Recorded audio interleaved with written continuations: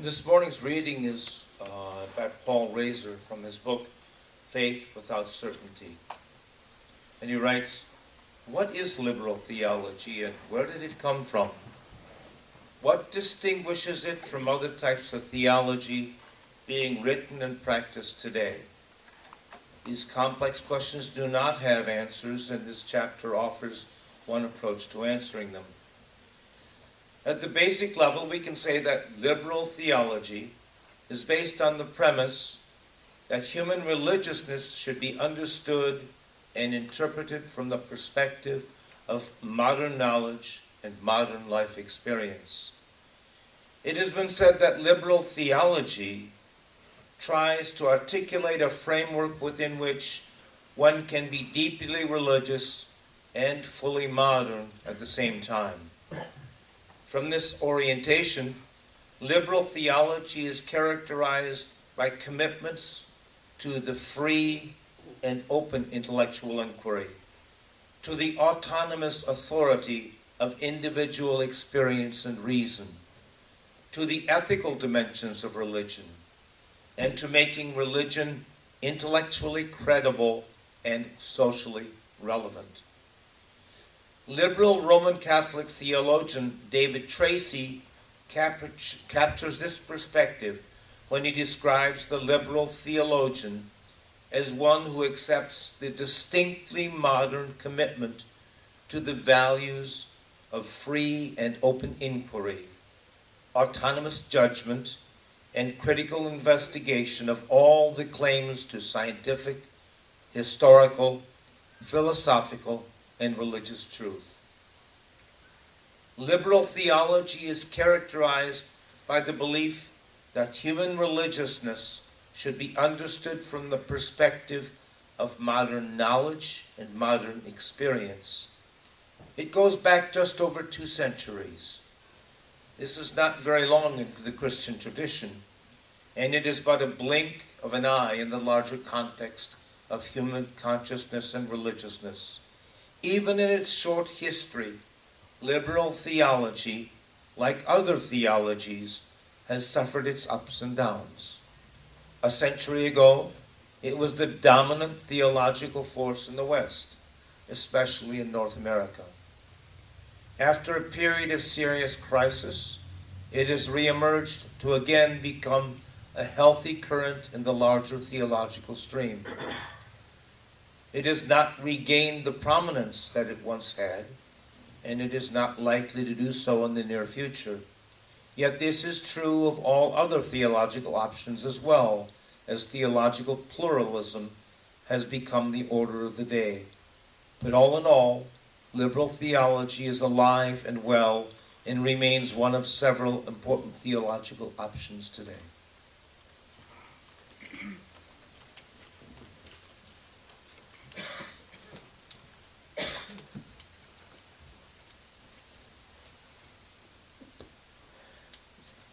Is this on? Yeah, good.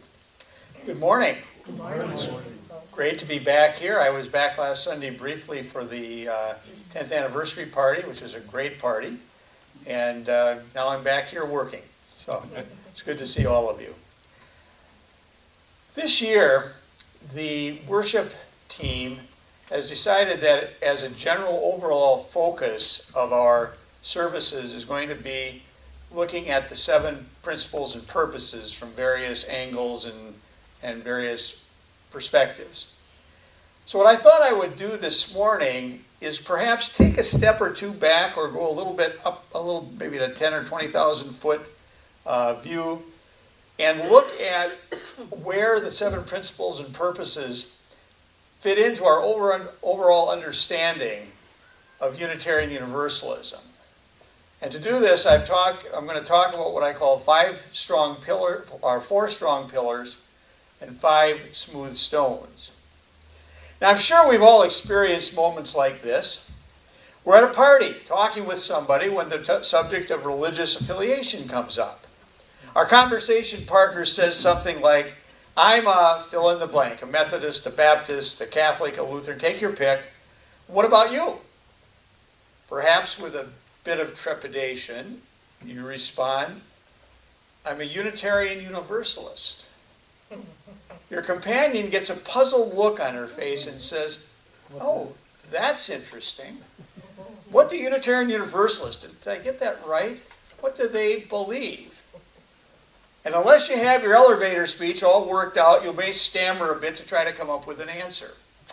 I can tell you that even after 25 years of attending Unitarian Universalist churches and 6 years of seminary, I'm still not particularly glib on that point. I still don't have my elevator speech worked out. I keep thinking about it. Maybe I'll have something ready for the Ministerial Fellowship Committee in early October. Now, one of our problems as Unitarian Universalists is that we've not really worked out a succinct statement of our religious faith. Other older faith traditions have done better in this regard. For example, for the Jews who are celebrating Rosh Hashanah and Yom Kippur over the next few days, it's the Shema. Hear, O Israel, the Lord your God, the Lord is one. Or for Muslims, it is La ilaha illallah. There is no God but God. For Buddhists, it's the Four Noble Truths. For Christians, depending on your theology, it's either John 3:16, for God so loved the world that he gave his only begotten Son, that whoever believes in him shall have eternal life. Or for more liberal Christians, it may be the Beatitudes or the similar sayings of Jesus. Now, as Unitarian Universalists, we may resort to the 7 principles, or at least the ones we remember, the first and the 7th. But we don't have a snappy, direct statement that many other religious traditions might have. Now, obviously, for each of the world's major religions, understanding them requires a more in-depth understanding than is found in these basic statements of the faith. Unitarian Universalism is no different. And so this morning I want to talk about a couple of related topics. First of all, I want to suggest an overall structure for understanding Unitarian Universalism. And then I want to go into a bit more depth on the question of what is known as liberal theology. Hopefully you won't find that too heavy, but I think it's a good thing to understand as we get into this discussion. And certainly this will lay a foundation. This is sort of like the 101 course. This will lay a foundation for our explorations of various aspects of our faith as we go through the year this year.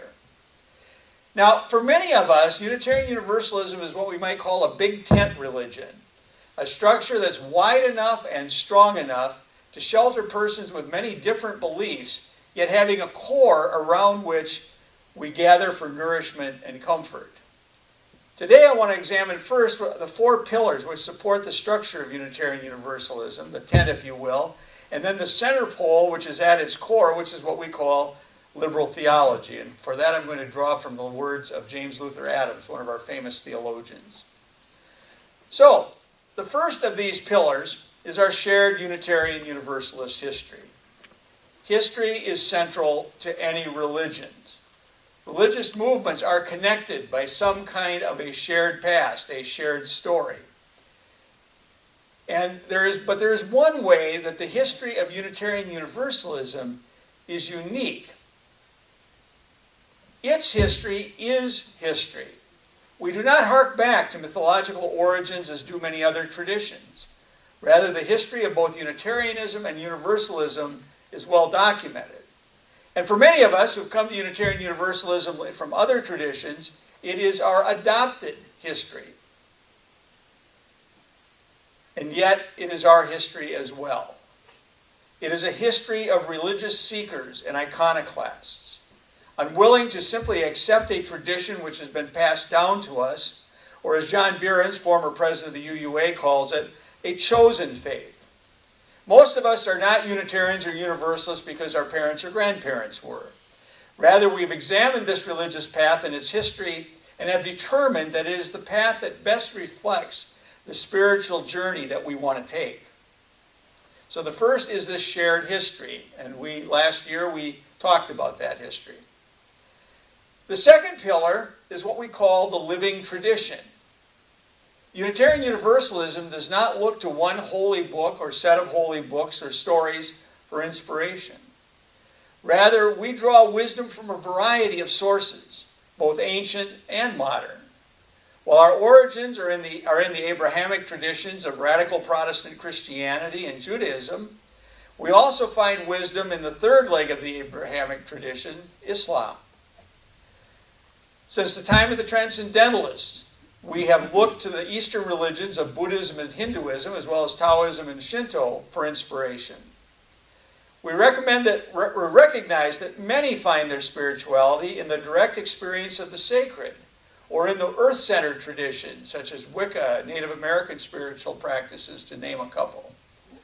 For many of us who call ourselves religious naturalists, it is the natural world itself that is a source of the sacred.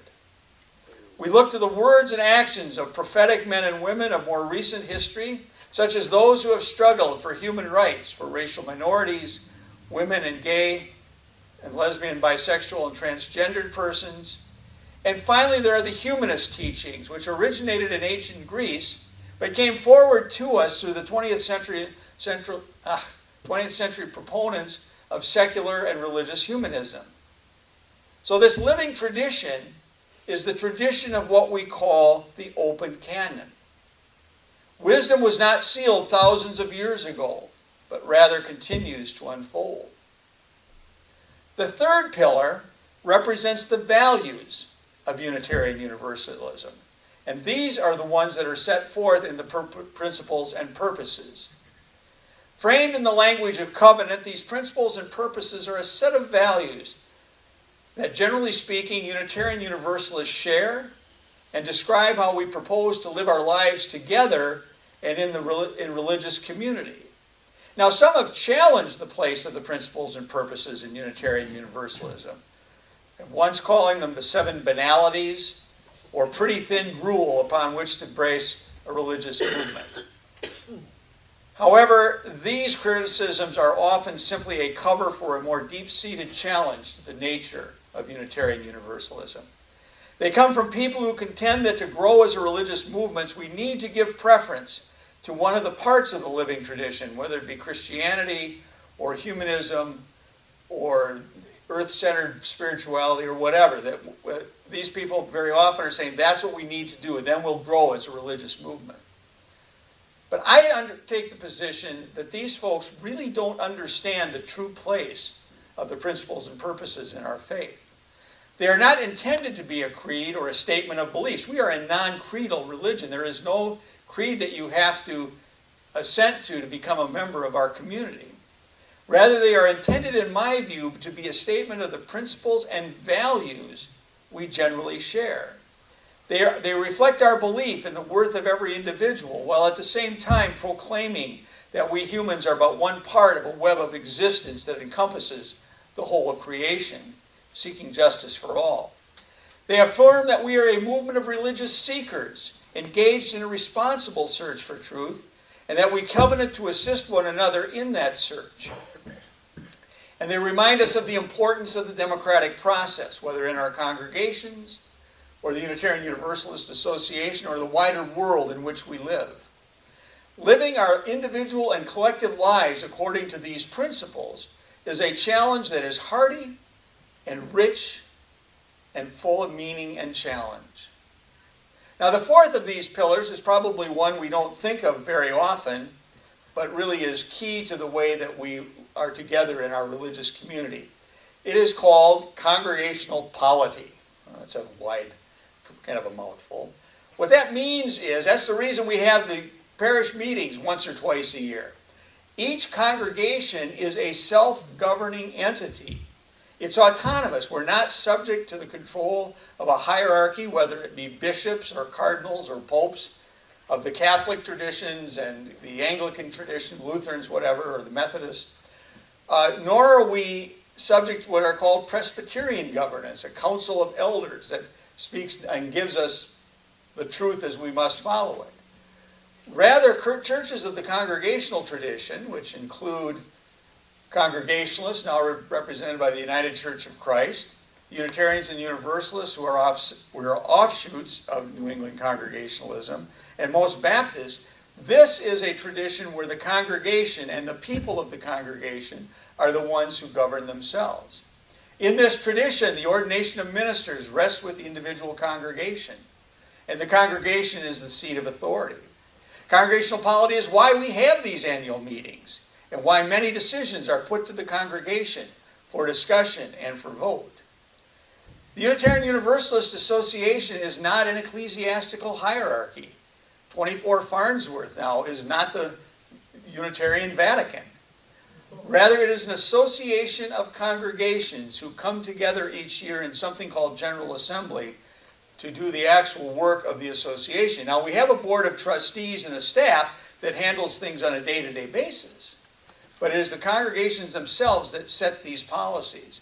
And that's why hopefully each year we can send delegates to General Assembly to participate in these processes. So these are the 4 pillars, if you will, or foundations of Unitarian Universalism. To understand them is to understand basically who we are as a religious movement. But these pillars operate around a theological core that Jeff just read about, that is called liberal theology.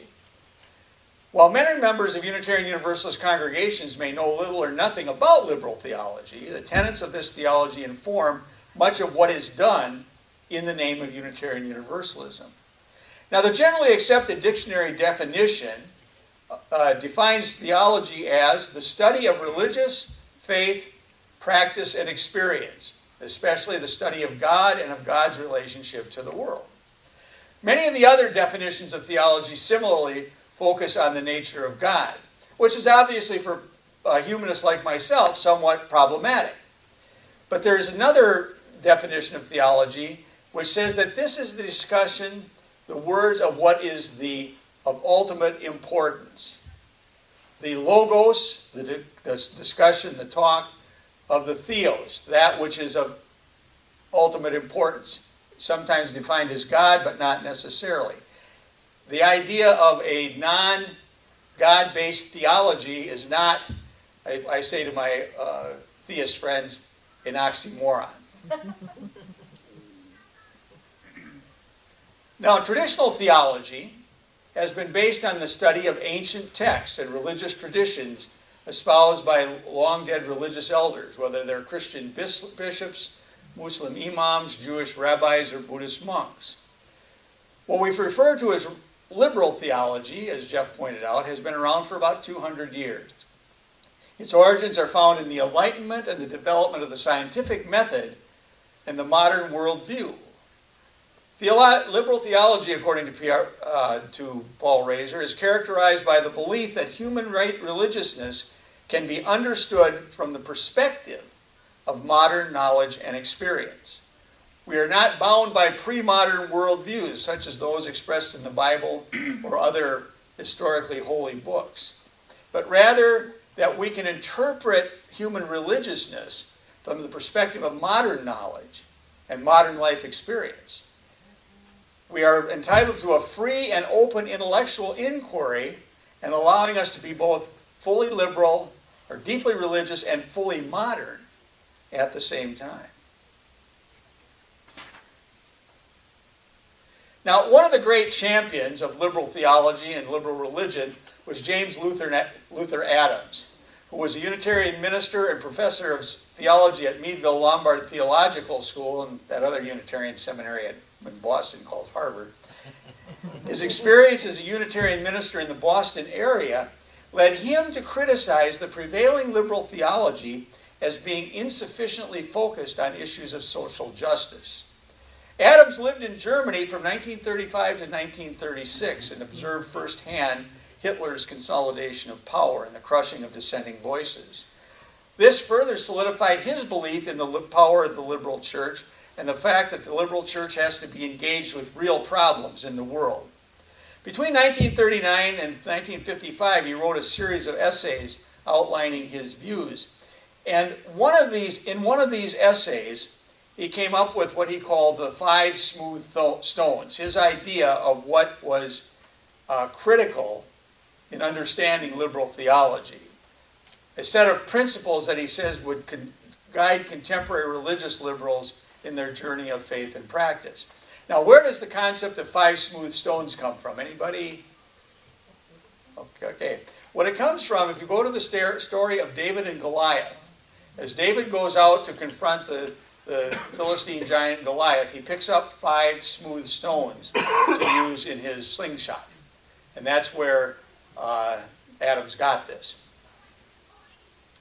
His first smooth stone is the notion that revelation is continuous.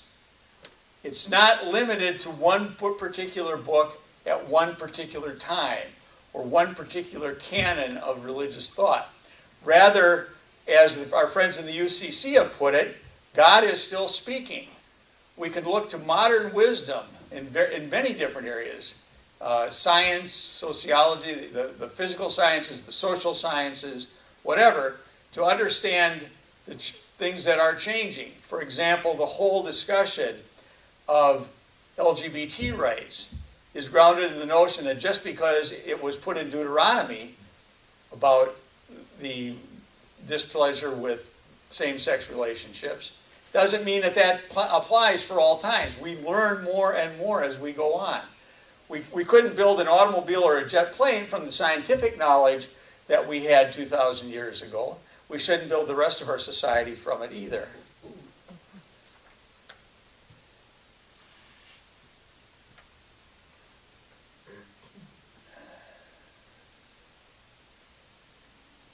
Even though Adams himself was a theist, who had a belief in God and framed things in terms of God, he understood that that word for some is fraught with baggage. And so he said, basically, in his idea, God is the reality that works upon us and through us, and in accord with which we can discern truth, beauty, and goodness. He suggests that at least humanists and theists can agree on our understanding of the nature of the ultimate reality is changing, even though we may get there by different routes. So that's the first one. Revelation is not sealed. Things are changing, and we can learn from those changes. The second is that all relationships between persons ought to rest on mutual and free consent. And that's why for him one of the foundations of the liberal religion is the idea of free and democratic governance processes. And those are, again, amongst our 7 principles and purposes. The third smooth stone is his affirmation of the moral obligation to promote the establishment of a just and loving community. For Adams, a faith that is not the sister of justice is bound to bring us to grief. And so he looks at the teachings of Jesus, of the Hebrew prophets, as a liberal Christian, and finds there the notion that it's not enough to simply be spiritual and have things without acting upon it in the world. In looking at this, I couldn't resist the following quotation on some bumper sticker that I saw recently. Obama is not a foreign-born, brown-skinned extremist who gives away health care. You're thinking of Jesus.